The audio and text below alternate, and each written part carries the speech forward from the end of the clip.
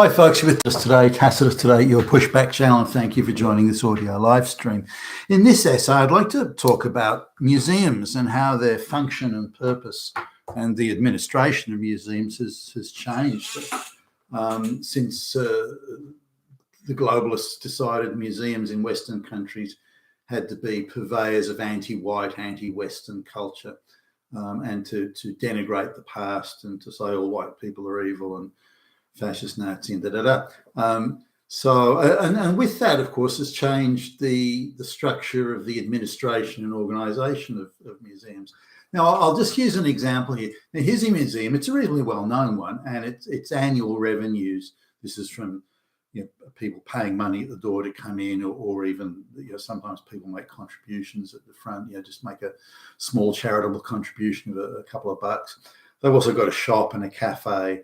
So the revenues they derive from all sources, and this is separate from government handouts, so it's just the commercial revenues, if you will.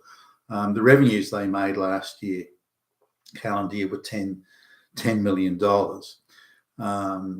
Now that's not a whole lot of money. It's quite a big museum. So just the upkeep of the buildings and any rents or cost of electricity and all this sort of thing. It wouldn't be a cheap place to run and maintain. So I'd say there'd be tradespeople and workers there all the time involved in some sort of maintenance or upgrading. So I would guess a building of that size and that age, or this particular one that I'm thinking of, and they tend not always, but they tend to be in older buildings, unless they're modern art museums or something. But this, I would say that well over $1 million would be required in upkeep and then more money again for, as I say, electricity and so on. Now, most of the sort of the floor staff are volunteers, and so there's no wage costs there. I think they give them, they get a free burger or sandwich or something like that. But other than that, these people aren't paid, and they have to, or so it's claimed at least, display some sort of knowledge in a particular area of the museum that these people are volunteering in. So if it's to do with, I don't know, 17th century art or something like that, they're supposed to know a bit about it. Or if it involves ancient Greece, they're supposed to know something about that. But if I go back sort of 40 years now, the head of, say, Australia's biggest museum, as I understand it, and based on the small amount of research I've done, it was the role to be like president or CEO of the museum was really an honorarium. It was, in effect, you got a lot of prestige, you got your name in the paper, and you got invited to a lot of nice parties and that sort of thing, but it didn't come with a salary. It came with because you're supposed to turn up for like 12 meetings a year, or between 6 and 12 meetings a year, like a board meeting equivalent. And so the pay that they got was, or the pay the CEO got then was less even than the average wage. That's how much it was. It was assumed you'd come from a wealthy background and really you wouldn't need the money, but you got off on the prestige of it all. There was sort of if you like, a chief administrator, for want of a better word, who was, the general manager or someone like that. But even accounting firms may donate their time to audit the books. Again, on an honorarium type basis, they weren't being paid a full commercial fee, and that was it. So there'd be a few secretarial come administrative staff, but they were paid just the average wage. They weren't being paid exceptionally well. There was no high salaries going on there, but everybody was dedicated to the university. It was like a calling almost, that because you loved doing ancient Greek history so much, you wanted to be a part of the museum, and you wanted to be a part of what it did. Now, various donations were made, charitable type donations were made, which, as I understand it, were, and I think still are, tax deductible. So if the museum wanted to buy some historical ancient Babylonian artifact or something like that, they could go and buy that on the international market and would receive a donation, so they'd have the money to buy it. So that, anyway, that was there's no big money moving around there necessarily. No one's getting paid big bucks. There's a bit of glory and prestige in being associated with a good cause, but that was it. Now, certainly, when I used to visit the museums, I used to, as I recall, anyway, there was no propaganda there that it was all pretty much, in 3000 BC, this was what happened, and this is an artifact from that era. It was all quite bland, really, but factual. So if you were a school kid or somebody like that or anybody wanting to research on a particular area of history or of particular races of people, that's a place that you would go to get your facts and to get the information as part of your research before or after you'd hit the libraries and so on. So this is pre-internet, my first experiences with museums, but now I don't remember seeing. Given the museum was certainly in certain parts, it was if you like, not so much a celebration, but really a recounting of say white history. But it also went back further into, for example, the days of pre-Cro-Magnon, really, or pre-Neanderthal man. So it went back that far, but it didn't do it with a political bias or anything like that. Now, boy, have times changed. So I'm looking at one university here again. Its revenues were just a tad over $9 million, and they're paying their chief executive. Wait for this. This is just one job. So it's no longer an honorarium. It's no longer a few bucks to thank him for turning up. They're paying the CEO of the museum nearly 20% of the total revenues of the museum. Let that sink in for a moment. Let me just say that again. The total revenues are like $9.15 million, and the CEO is being paid $1.5 million to just the one job, $1.5 million out of $9 million in total revenues. Now, that doesn't include government handouts and so on, but now there's also tax packaging sort of things and various international trips that the museum director or the CEO of the museum goes on, which again, all paid for by the museum. And this guy's not staying in trailer parks or in, he's not traveling cattle class or coach class. No, we're talking first class, 5.5, 6 star all the way. And he's not eating, Subway sandwiches or burgers at McDonald's or something. This guy's, it's just the bouillabaisse and the lobster thermidor.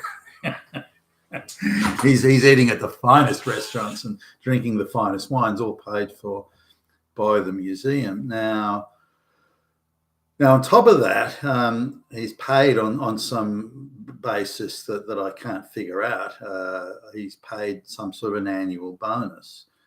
And also written into the contract that if for whatever reason, he's like got a 5-year term, saying for whatever reason things it comes to grief and he leaves early or finishes the contract early, regardless of who finishes it, he then gets a handsome payout, which is approximately worth the rest of the contract. Now, why would you give approximately 17% of the total revenues of the museum is paid to the CEO? Now, that's again up from what would have been 50, the equivalent in today's money of say $50,000 a year.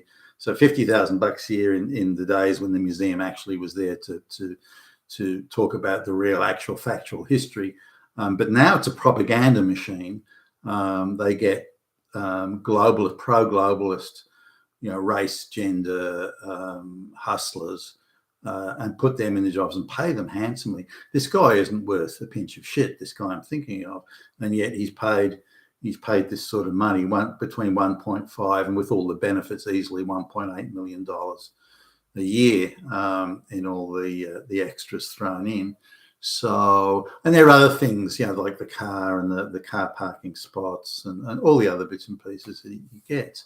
Now, why would you do that? Now, just let me this particular guy. I won't name him. I think you'll probably work out who it is. But I looked at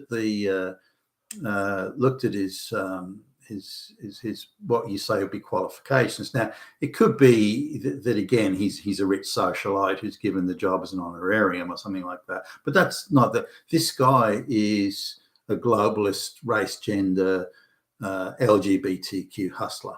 That's all. He's a grifter in that. And if you look at his, he's lauded as his thesis when he got his degree in fucking sociology. It was a thesis about a gay, lesbian, black Marxist, or something. And then his PhD was about another homosexual Marxist. And so he's been gifted these degrees. I mean, he doesn't sound like a complete moron from what I can tell, but he a genius he ain't. And he's been gifted these degrees simply because he's been doing the gender, race, and transgender, LGBTQ hustling and grifting. That's why he's got his fucking degrees. And why he's lauded as so they've purposefully picked someone who hates Western society, hates capitalism, hates this, and pay the guy big bucks for hating capitalism. I love the irony of that. So that's the guy. Now since he arrives at this university, the university has done full